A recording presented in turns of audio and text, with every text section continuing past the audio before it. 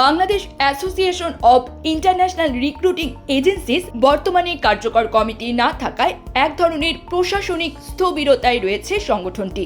এতে রিক্রুটিং এজেন্সিগুলোর নীতি নির্ধারণী কার্যক্রম কিছুটা ব্যাহত হলেও জনশক্তি রপ্তানিতে বড় ধরনের প্রভাব পড়েনি বলে জানিয়েছে সংশ্লিষ্টরা। প্রতিষ্ঠার ৪২ বছর পর ২০২৪ সালের ৫ আগস্ট রাজনৈতিক অস্থিরতার প্রেক্ষাপটে বাইরার সভাপতি ও সাধারণ সম্পাদক আত্মগোপনে চলে গেলে সংগঠনের কার্যক্রমে স্থবিরতা নেমে আসে। সংগঠনের সাধারণ সম্পাদক আলী হায়দার চৌধুরীর কাছে মোবাইলে জানতে চাইলে তিনি বিষয়টি নিয়ে কোনো মন্তব্য করতে রাজি হননি এবং জানান যে বাইরা কমিটির বৈধতা নিয়ে মামলা সুপ্রিম কোর্টের আপিল বিভাগে বিচারাধীন রয়েছে। বাইরার সাবেক কালচারাল সদস্য ও রিক্রুটিং লাইসেন্সধারী মোহাম্মদ মোজাম্মেল হক অভিযোগ করে বলেন, বাইরার অনেক নেতাই নির্বাচনের পর ব্যক্তি স্বার্থে কাজ করেছেন। সিন্ডিকেটের বাইরে গিয়ে নির্বাচিত কিছু নেতা পরবর্তীতে আবারও সিন্ডিকেটের সঙ্গে হাত মিলিয়ে সংগঠনকে দুর্বল করেছেন। তিনি বলেন, বাইরার সমস্যা কেবল নির্বাচিতদের ব্যর্থতায় নয়, পুরো ব্যবস্থাপনাগত সংকটের ফল। তবে সংগঠনের একাধিক সূত্র জানিয়েছে, বাইরার পক্ষ থেকে এখনো বিদেশগামী কর্মীদের স্বার্থ নিয়ে কথা বলার কেউ নেই। ফলে সরকার কিংবা সংশ্লিষ্ট প্রতিষ্ঠানগুলোর সাথে কোনো সমন্বয় সম্ভব হচ্ছে না। একই সঙ্গে রিক্রুটিং এজেন্সিগুলোর অভিযোগ ও দাবি প্রেরণে জটিলতা সৃষ্টি হচ্ছে। দক্ষ জনশক্তির বিষয় বাইরার থেকে জানা যায়, বিভিন্ন দেশে বাংলাদেশের প্রায় ১ কোটি শ্রমিক কাজ করে। প্রতি বছর ৪ বা ৫ লাখ লোক আসা যাওয়া করে। এদের মধ্যে প্রতি বছর দেশে ২২ থেকে ২৩ হাজার কোটি টাকার রেমিটেন্স আসে। অন্যদিকে জনশক্তি রপ্তানি কার্যক্রম তদারকি করে আসা সরকারি সংস্থা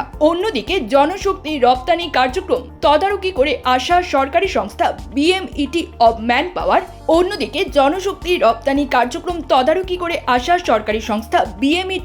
ম্যান পাওয়ার জানিয়েছে, বাইরার অভ্যন্তরীণ সংকটের কারণে সরাসরি জনশক্তি রপ্তানিতে তেমন প্রভাব পড়েনি, বরং আগের তুলনায় যাত্রীর সংখ্যা বেড়েছে।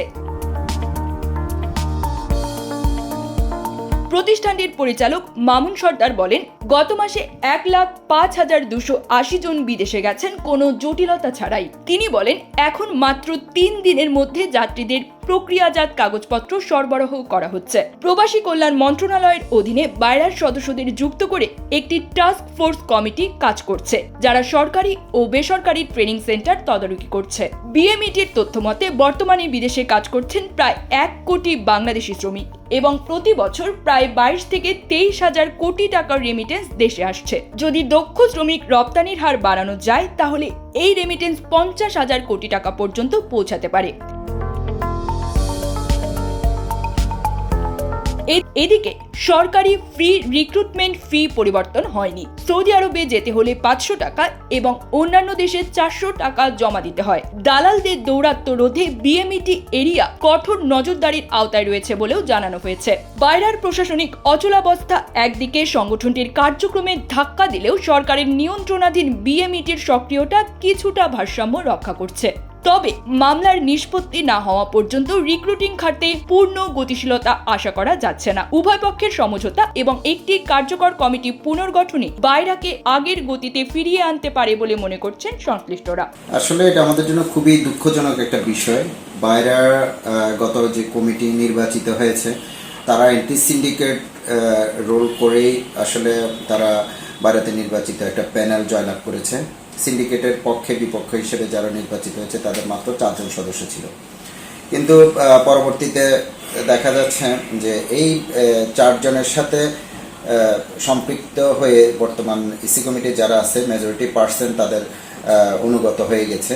বিশেষ করে বাইরের বর্তমান প্রেসিডেন্ট যিনি জনাব আবুল বাশার সাহেব, তো উনি আসলে একজন আমাদের সবার কাছেই একজন জনপ্রিয় মানুষ ছিল অ্যাজ এ বাইরের ৩ বারের প্রেসিডেন্ট হিসেবে।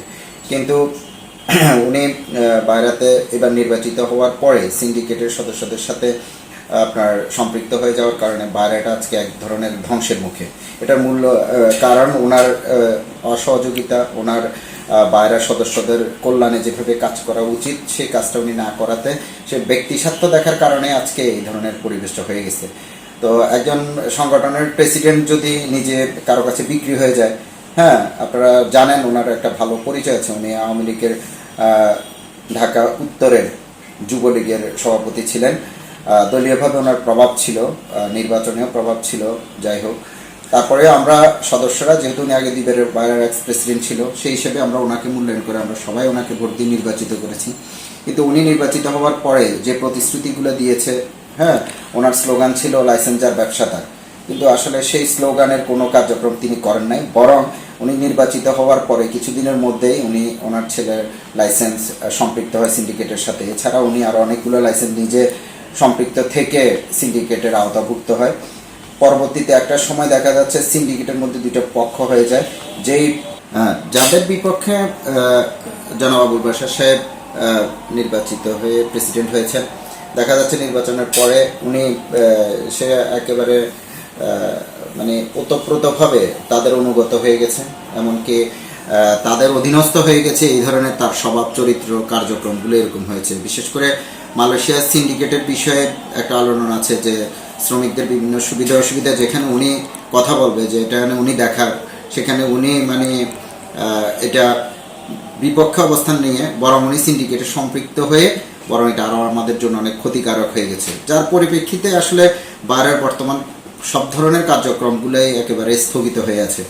বাইরের আমরা আসলে বাইরে করার মূল যে কারণ, যে উদ্দেশ্য, যে লক্ষ্য উদ্দেশ্য নিয়ে বাইরে আমরা সদস্যরা বাইরে সংগঠিত করেছি, আমরা যা এটার মেম্বার, এটা হওয়ার মূল যে কারণ সেটা হচ্ছে সদস্যদের ভালো মন্দ দেখাশোনার জন্যই এই সংগঠনটি করা হয়েছে।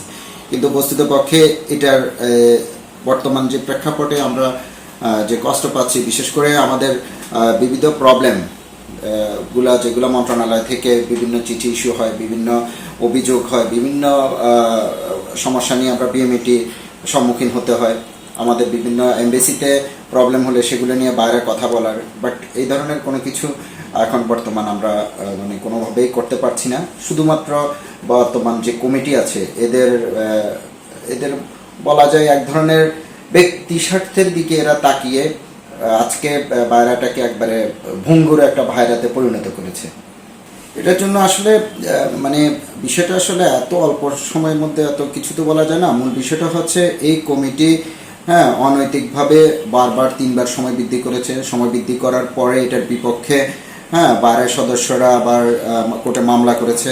ওই মামলা যতক্ষণ নিষ্পত্তি হবে না ততক্ষণ আসলে কোনো কিছু সমাধান করা যাবে না। আর এটার সবচেয়ে বড় একটা প্রবলেম হয়ে গেছে যে এই কমিটির যারা আছে এখন, যারা মেজরিটি পার্সেন্ট ছিল সিন্ডিকেটের বিপক্ষে, যারা এই কমিটিতে বিপক্ষে অবস্থান নিয়েছিল তারা এখন সিন্ডিকেটের একটা পক্ষ হয়ে কাজ করতেছে, যার পরিপ্রেক্ষিতে একসময় এরা চায় নাই যে এই কমিটির মেয়াদ বাড়ুক। এখন ওরাই এটাকে মামলাটাকে কোনো না কোনোভাবে আটকে রাখছে, যাতে পরবর্তীতে যে কোনো পদক্ষেপ বা যে কোনো বিশেষ করে মালয়েশিয়ার যতদিন পর্যন্ত এই সিন্ডিকেট বা মালয়েশিয়ার বিজনেসটা যদি সকলের জন্য উন্মুক্ত না হয়, তাহলে কিন্তু এই সমস্যার খুব সহজে একটু সমাধান হওয়ার কোনো সুযোগ নেই।